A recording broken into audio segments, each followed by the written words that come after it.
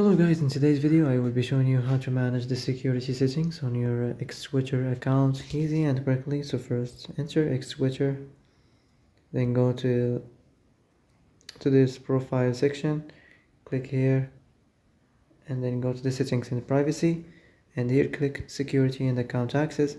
So here we have this security, so click on it. So as you see here, you can add the two-factor authentication.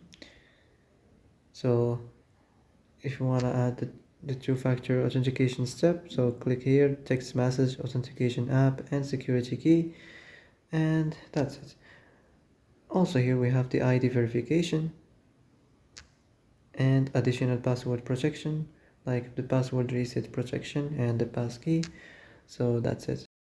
And that's it for today's video. I hope this is the answer you've been looking for. If you like this video, don't forget to like and subscribe, and see you in the next video. Thanks for watching.